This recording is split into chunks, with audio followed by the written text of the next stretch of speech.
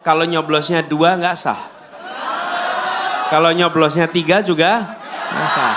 Nyoblosnya yang sah itu hanya, nah, itu nyoblosnya. Kalau nomornya memang ada. 8 orang siapa aja itu Bang? Public figure Bang, public figure. 8 orang siapa aja? Public figure 8 orang diduga namanya RH ya, yaitu Raffi Ahmad ya, Raffi Ahmad. Kemudian ada juga Atta Halilintar. Kemudian ada juga Kevin William ya, Stephen William. Kemudian juga ada Lian Demasif. Kemudian juga ada Judika, kemudian ada Dr. Tirta, kemudian ada Faisal dan Gus Miftah. Haji Faisal. Yang terakhir Gus Miftah. Ada 8 ya, 8 public figure yang diduga terlibat memiliki hubungan dengan Wahyu Kenzo dan juga terlibat menerima uang dari Wahyu Kenzo yang merupakan hasil kejahatan. Mereka ini menerima apa aja Bang? Keterlibatan.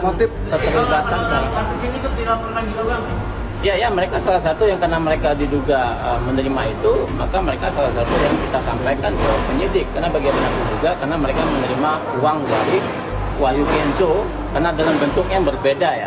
Pertama seperti Raffi Ahmad, kemudian seperti Atta Halilintar, kemudian Stephen William. Mereka menerima sebagai endorsement atau brand ambassador dari produk Legend. Nah, produk itu adalah produk kesehatan nutrisi dan mereka sebagai brand ambassador, dan itu adalah CEO-nya adalah istri dari Wahyu Kenzo, si Anggi.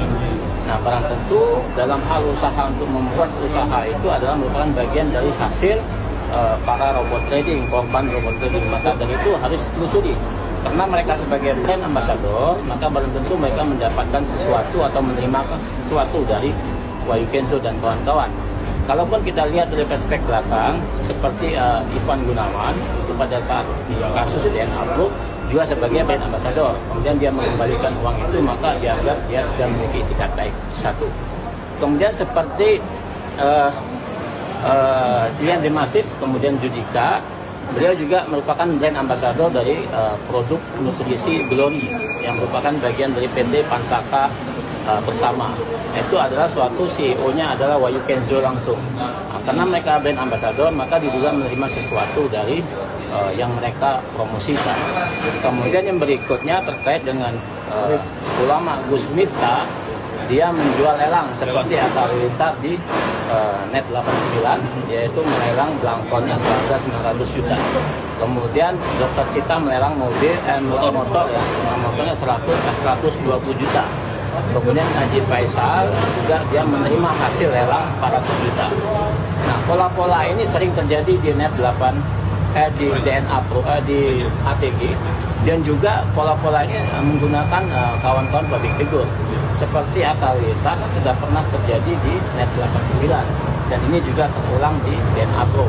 Nah, maka dari itu kita berharap kawan-kawan public figure ini dengan itikat baik membantu ya, membantu kami, membantu para korban, membantu para penyidik untuk mengungkapkan peristiwa hukum ini supaya terang benderang dan dapat mengembalikan aset-aset para korban. Itu harapan kita yang kita minta kepada penyidik untuk.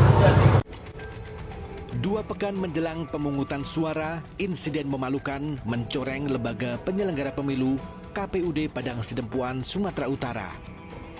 Betapa tidak, oknum komisioner KPUD yang seharusnya bisa menjunjung tinggi moral dan kepantasan dalam menyelenggarakan pemilu yang jujur dan adil, justru terjerat kasus pemerasan terhadap seorang calon anggota legislatif setempat.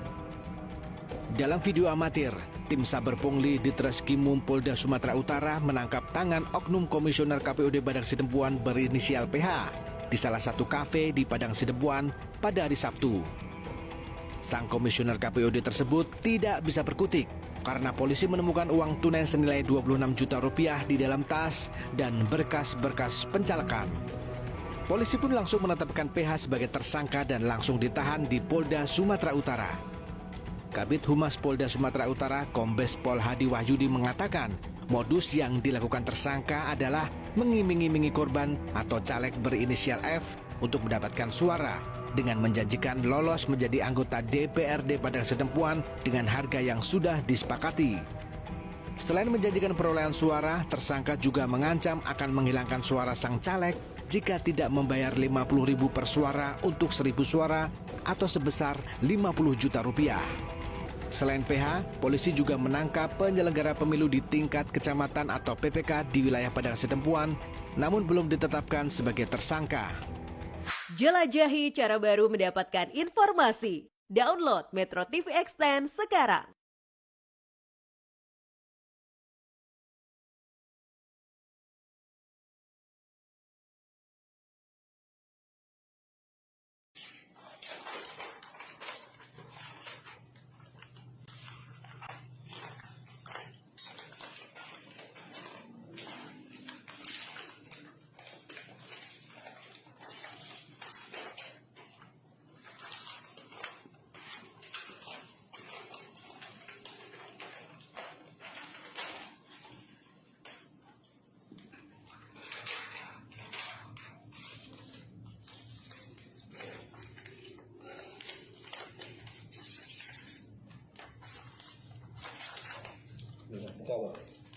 Oke.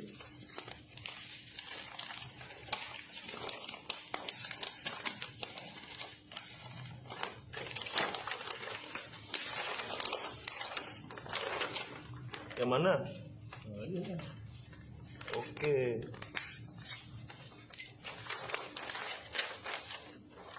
Bisa bagian apa?